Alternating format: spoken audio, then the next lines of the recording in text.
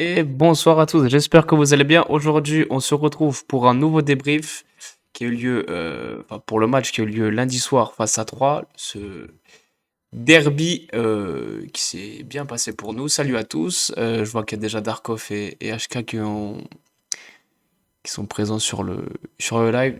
Darkov qui nous dit, ouais, chaque fois que je dois bosser sur un site, quelqu'un m'en empêche. Ouais, ça c'est l'excuse facile, Darkov. Si, oui, j'ai vu que t'as mis un ban à HK. Oui, j'ai vu qu'il avait mis un lien drôle pour. Et vu que t'as niqué vu que t'as effacé le message, du coup, je voulais le reprendre. Et je sais plus c'est quoi. Oh, salut Tortue, comment ça va? Notre. Le plus. Je tiens à le souligner, le plus auxerrois des Troyens. Si, j'ai les preuves, Darkov, j'ai les preuves. Bon, bah déjà, j'espère que vous allez bien. Oui, du coup, le débrief s'est pas fait hier parce que au niveau du temps, ça faisait un peu trop court là où moi j'ai eu le temps de tout préparer bien correctement. Tu veux que je te banne? Romain qui nous dit Troyen, Troyen. Eh ben voilà, exactement. Et ben du coup, on va parler sans attendre de ce match, pardon. Donc, euh, on va dans le contexte, lundi soir, le 15 000 spectateurs, la compo mise en place par Pellissier, elle s'affiche juste là. À noter qu'il y avait eu une absence majeure, c'était l'absence de Djoubal blessé, qui a été remplacé par Agouzoul. Le retour aussi un petit peu surprise, enfin surprise oui et non, mais de Mensah. Moi je pensais qu'il serait dans le groupe, mais je pensais pas que Pellissier l'aurait mis titulaire. Et après, si la petite surprise quand même, c'est Aïe sur le banc. Et au profit de Onayu qui a retrouvé une place de titulaire. Darkov a levé le bannissement. T'as le droit de regarder, de reparler. Moi, si tu lèves le doigt. Du coup, ce match, bon, le résumé, déjà dès l'entame de jeu, on se fait peur un peu parce qu'on a une remise pas fiable du tout de Mensah pour Léon et qu'on cède un corner au bout de 30 secondes, je crois à peine. Après, en première mi-temps, on a été, ouais, on peut dire en difficulté à la 10e minute. C'est donc qui se joue de joli. Alors, il l'a passé mais tranquille. Il trouve parfaitement répar et retour in extremis d'Agouzoul. Et heureusement qu'il revient parce que je pense que Metsa était un peu trop juste. Après, lui, on sort bien. Mais gros retour défensif d'Agouzoul. Après, de notre côté, il y a une petite frappe de Perrin à la 17ème. Voilà, il essaie de faire sa spéciale. Il part côté gauche. Il repique dans l'axe. C'est dévié par le gardien turc, Alemdar. Et bon, voilà, pas de danger. Il y a un centre après dévié de Mensah. Sinayako, il traîne un peu second poteau, il fait une demi-volée du gauche. Bon, malheureusement, ça passe légèrement à côté. Et avant la mi-temps, alors on concède deux belles occasions. Enfin, il y en a une, ils sont un peu. Les connais tu passes de 6 joueurs à. Bah, t'arrêterais de ban n'importe qui aussi, c'est peut-être mieux. Voilà, c'est à cause de toi, du coup. Quand HK il reviendra, on pourra dire que c'est à cause de toi, du coup, que je suis pas affilié. Non, oui, je disais Saïd qui est bien lancé par son collègue, alors j'ai plus son nom sur le coup, après avoir piqué le ballon à Owusu. Et le problème, c'est qu'en fait, Saïd, il part dans son coin, il part sur l'aile, il s'enferme, et il voit pas qu'à l'opposé, il y a un Troyen qui est démarqué tout seul. Joly, il est pas du tout au marquage, et au final, il fait une frappe qui est pas cadrée, mais heureusement qu'il le voit pas, parce que sinon, on aurait limite pu se faire surprendre sur une action comme ça. Et juste avant la mi-temps, on a Mcham Gama, qu'on connaît bien. Et il faudra mettre à jour ton système de chat sur. Ouais, ça marche, je ferai ça. Ça marche. Et oui, Mcham Gama qui est trouvé par Dong, encore lui, qui a fait une belle première mi-temps. Bon, le meilleur Troyen, enfin, presque, de ce match. Euh, oui, qui trouve en retrait Mcham Gama, il est bien repris par. Attendez, j'ai plus le nom. Raveloson, voilà, pas le temps que ça me revienne. Ensuite, en seconde période, bon, ça va un peu mieux, ça va un peu mieux. Premier gros fait de jeu, c'est le penalty accordé pour nous. Pour une fois qu'on nous a accordé le penalty, faut le souligner. Et en plus, l'arbitre a été plutôt bon. Enfin, l'arbitre a été bon lundi soir. C'est Mensah qui centre. Et bon, bah, il y a le défenseur troyen fait une main, il y a strictement rien à dire. Il fait, voilà, c'est la position du bras est clairement pas naturelle. Penalty. Alors Onaïwo dès le début, il prend le ballon. Alors, à un moment, ça discute un peu avec Hein et au final, c'est Onaïwo qui le tire. Et il fait bien parce qu'il tire un contre-pied pardon, parfait. Et ce qui nous permet d'ouvrir le score. Alors attendez, l'icône, fais-moi une émoticône. Oula, mais tu sais que je sais pas faire ça, Darkov. C'est pas dans mes. C'est pas dans mes compétences. Donc oui, après l'ouverture du score, eh ben, il va pas se passer grand-chose à part à l'heure de jeu. Sinayeko qui rentre dans la surface en forçant avec la puissance physique qu'on lui connaît. Et il cherche en retrait Onayou. Et alors pareil, j'ai plus le nom du Troyen, mais il intercepte le ballon à la dernière minute, enfin la dernière seconde. Et heureusement parce que je pense que sinon pardon, Onayou doublait la marque pour nous. Mais c'était sans compter sur le gardien turc à la 70e. Alors il n'y a pas de quoi s'inquiéter. Et il fait une relance passe courte. Mais il la donne directement à Senyako qui est dans la surface. Donc forcément, Lassine, il a juste le tir, pan, et ça fait 2-0.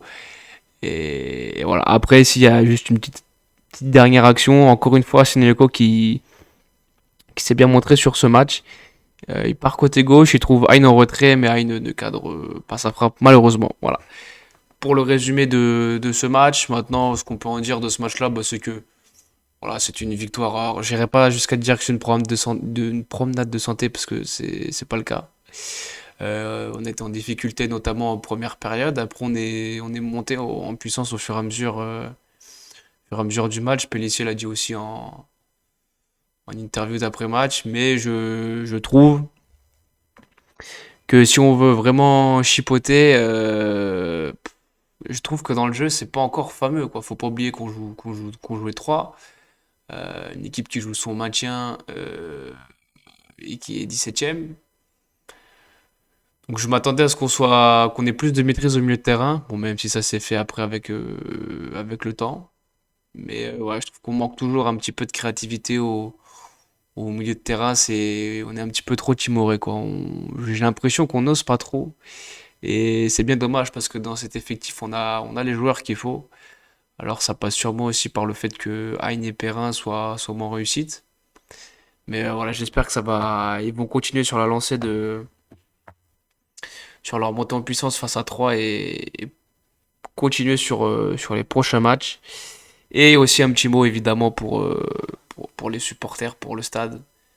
Grosse ambiance, bon, sans douter parce que dans un derby, il y a toujours une ambiance particulière, mais là vraiment, j'ai senti que dès le début du match, en étant au stade, j'ai senti que dès le début, ça allait être un ABD chant des grands soirs. Donc voilà, c'est juste ça que je voulais souligner. Maintenant qu'on a fait ce petit résumé, on va passer aux notes. Du coup, j'espère que Darkov, il a des bonnes HK pour qu'il puisse participer avec nous et avec vous tous aussi aux notes de ce match. Donc, alors attendez, hop, juste attendez que je vais remettre le chat là. Hop, et ça va me prendre un petit peu de temps. Normalement, ça devrait être bon. Ou pas. Hop, petit contretemps. Voilà.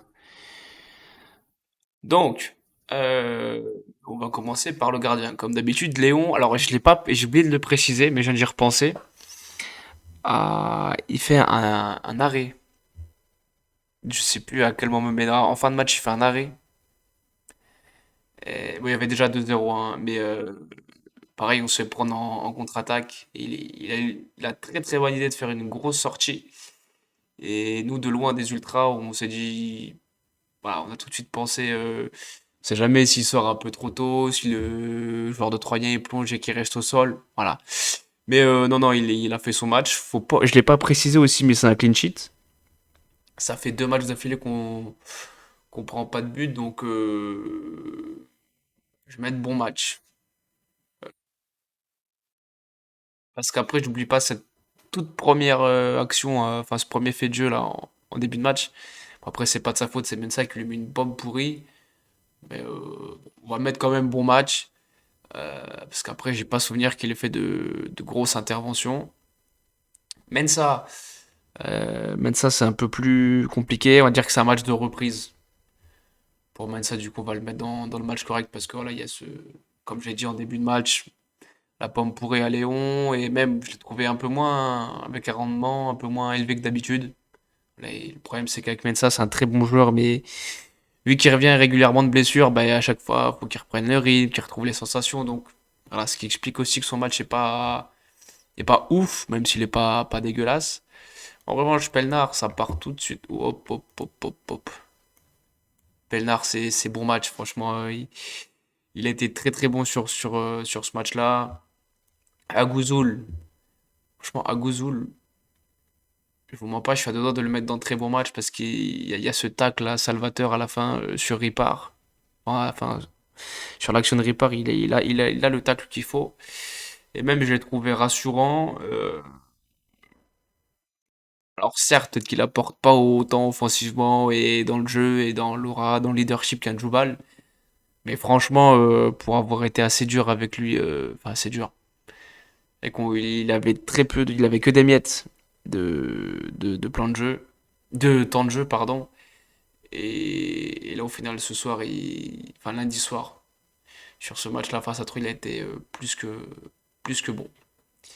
Paul Joly, eh bien, correct aussi parce que à chaque fois, c'est le même problème. Il laisse des boulevards derrière lui quand il monte. On a failli être puni. Heureusement que les Troyens n'ont pas vu les boulevards laissés par Joly. Mais attention à pas trop reproduire ça trop souvent parce qu'il y a bien un moment donné où on va se faire punir là-dessus. Owusu, je suis entre les deux. J'ai souvenir où excusez-moi, j'ai fait tomber le micro. Il perd une balle euh, dans une zone assez dangereuse après qui aurait pu amener à plus si affinité, mais après le reste de son match c'est correct. Raveloson, pareil, il a été ouais c'est correct quoi. Il y a pas, je l'ai pas trouvé parce que voilà la création du jeu ça aurait pu passer par lui notamment. Je suis entre les deux, je suis entre bon match et match correct, mais je trouve qu'ils sont quand même un ton en dessous que Léon, Pelnard et Agouzoul, qui ont, eux, je trouve, fait un vrai bon match. Notre ami Perrin, j'ai envie de le mettre décevant encore, parce qu'à part sa frappe à la 17e, j'ai pas souvenir qu'il ait fait grand-chose. Hein, je suis à deux doigts de le mettre dans la même case. Bah, enfin, je vais le sauver parce qu'à chaque fois, ouais, je trouve qu'il a cette débauche d'énergie en plus. Je trouve qu'il est plus en jambes. Mais bon, c'est pas fou non plus. Onaïwu, il y a son penalty qui vient le sauver un peu parce que son match est pas flambant non plus. J'ai souvent vu faire des appels en profondeur et pas être servi dans le bon timing. Allez, je vais quand même mettre bon match. Je vais être gentil avec lui parce que ouais, il a quand même fait des bons appels, même s'il n'a pas toujours été servi. Première mi-temps compliquée, certes. Mais voilà, il prend ses responsabilités, il prend le ballon, il transforme le penalty, il nous met sur de bons rails, donc bon match. Sinayoko, ça part dans la même catégorie. Ah oui, Darkov, j'avais pas vu. Va falloir que je retravaille ton micro. Petrébu. Ah bah ouais, merde. Bah, désolé, désolé pour ce petit nuisance sonore. Et j'espère que c'est pas trop important non plus. Je vais essayer de régler ça pour le prochain stream.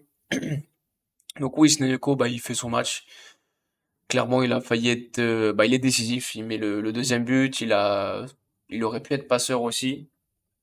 Donc, il a, il a, il a mis à mal la défense troyenne. Donc, bon match pour lui. Soumaré, son entrée est brouillonne, je trouve. On sent qu'il y a de l'envie, on sent qu'il a quelque chose, mais que voilà, il a encore un peu de mal à prendre la mesure de ses coéquipiers. Donc, un match correct. Aïe, pareil. Et on est rentré, on sentait qu'il avait envie. Peut-être que le fait d'être mis sur le banc, il est rentré avec les dents qui riaient le parquet pour prouver à Pélissier qu'il fallait leur mettre titulaire dès samedi face à Quevilly. Bon, après, il a pas eu non plus un temps de jeu très très conséquent. Et Djoussé et Dagba, j'ai pas les noter parce qu'ils sont vraiment rentrés. Djoussé, il a joué quoi, 5 minutes? Et Dagba, il est rentré juste le temps additionnel, donc pas beaucoup plus non plus. Et il a fait une percée intéressante, il est rentré, il est droit. Mais sinon, bon, pour les notes, on va s'arrêter là. Maintenant, le classement. Alors évidemment, j'ai pas mis la bonne image. Bon, déjà les résultats de ce, de ce week-end et on verra les conséquences que ça a pris au classement. Donc Saint-Étienne qui s'impose à Concarneau 1-0. Pas une victoire tranquille. Bastia Dunkerque, ça fait nul. Qu'est-ce qui nous intéresse et d'autres? Je cherche Angers. Ah oui, Angers qui a fait nul à Laval. Donc ça, on prend avec grand plaisir parce que les deux perdent des points. Rodez également qui fait 3-3 contre Quevilly. Et Quevilly qui est revenu à la dernière, mais vraiment la dernière minute. Ils étaient menés. En plus, je crois que de base, ils étaient menés 3-1. Et ils sont revenus plutôt bien. Bon, après, Rodez a pris un rouge. Ça joue aussi. Les incidences sur le classement. Donc, Auxerre premier, évidemment, avec 7 points d'avance sur Saint-Étienne qui reprend la deuxième place en jeu au goal average. On a Laval qui commence à lâcher un peu de mou, puisqu'ils ont que 49 points. Voilà, après le reste, Rodez 47. Bon, faut vraiment, je pense, sur cette fin de championnat, sur les 7 matchs qui nous restent, va vraiment être falloir vigilant à Saint-Étienne et Angers. Au reste aussi, mais voilà, vraiment en priorité surveiller Saint-Étienne et Angers. Et on voit qu'en plus Saint-Étienne, sur les 5 derniers matchs, c'est 4 victoires, donc ils reviennent pleine bourre. La prochaine journée, qui va s'afficher juste là. Non, c'est pas du tout la prochaine journée. Voilà, avec la bonne image, c'est mieux. Donc, on a un beau Ajaccio Saint-Etienne, pardon, le lever de rideau. Saint-Etienne qui joue encore à 15 h ce samedi. On a Laval Annecy, Annecy qui joue pour son maintien. Et nous allons affronter Quevilly. On se déplace chez eux. Il y a aussi un camp Rodez qui peut être intéressant. Et bien entendu, le Angers qui se déplace à Grenoble. Donc là, pareil, on va affronter le 19e, je crois, si je dis pas de bêtises. Attendez. Ouais, ça, 19e au classement. C'est la 19e équipe à domicile. Donc bon, sur le papier, c'est forcément déséquilibré. Mais c'est qu'une équipe qui joue son maintien, c'est jamais évident à manœuvrer. On l'a vu contre 3. Et on l'a vu. J'entends le bruit strident sur Montel. Et je trouve pas sur AG. Ah ouais? Bon, bah écoute, bon bah si tu l'entends plus déjà sur l'ordi, c'est une bonne chose, mais il faudra quoi? Il faudra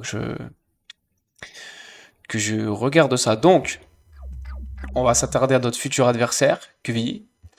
Donc je l'ai dit, qui a fait nul à Rodez 3 partout. La compo s'affiche. Alors, les joueurs, je vous mens pas, j'en connais que quelques-uns. Darkov, je suis sur ordi. Ah, merde. Ouais, il faudra vraiment que je voie ce qui a merdé. Alors, il y a leur meilleur buteur, Soumano, qui a 11 buts.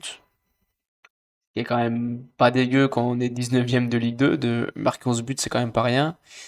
Il y a Koulibaly aussi, l'ancien Nantais, qui a 7 buts et 4 passes D. Camara, 4 buts. Et le petit Chauvet, euh, pour moi, Nvidia Broadcast ne fait pas son taf.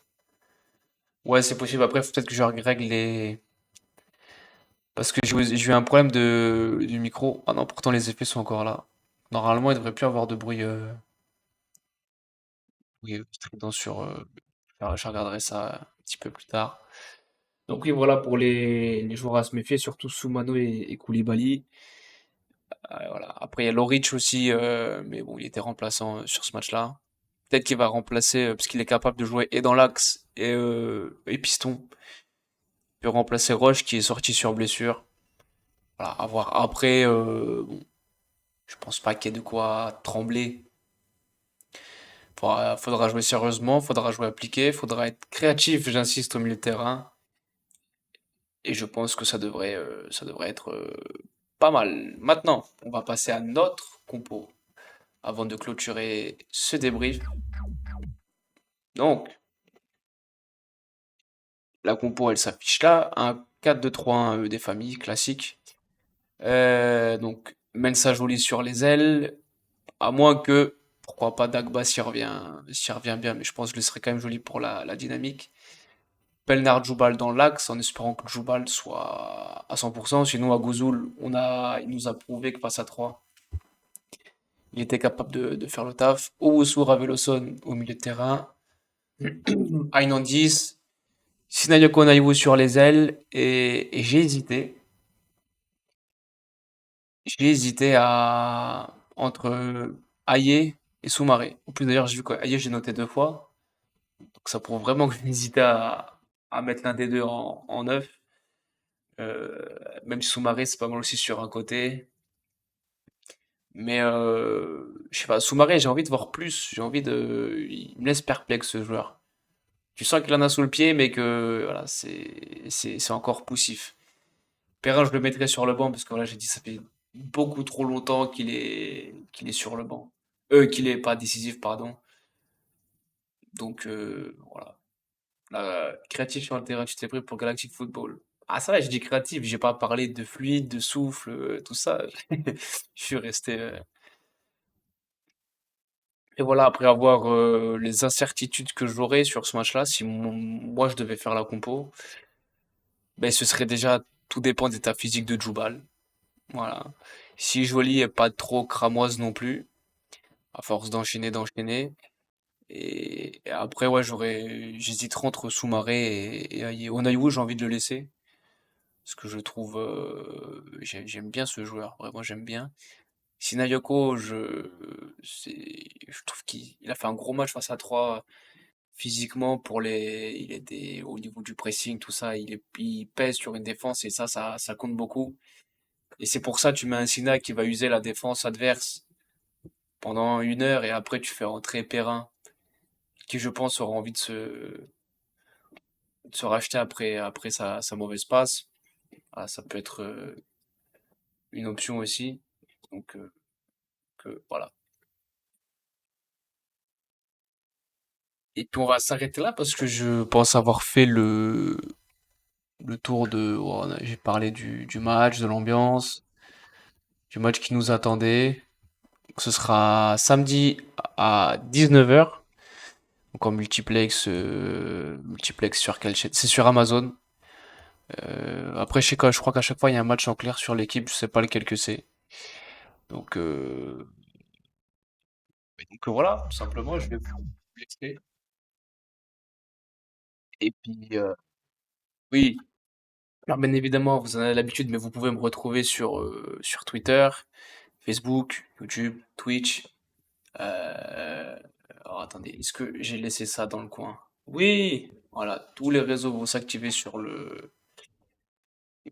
vont s'afficher, pardon, sur le chat. Le replay sera disponible dans la soirée sur YouTube et également sur le débrief de YouTube. Il y aura tous les liens en description, voilà, que ce soit Twitch, YouTube, Discord, Tipeee, Twitter, TikTok, Facebook et Instagram. Bonne soirée, Tortue. Bonne soirée à notre ami Troyen, mais qui, je le rappelle, est quand même supporter de la GA. Son choix entre les deux, son choix est fait et il a fait le bon. Sur ce, je vous laisse passer une très bonne soirée et je vous dis à très bientôt et allez à la GA. Ciao.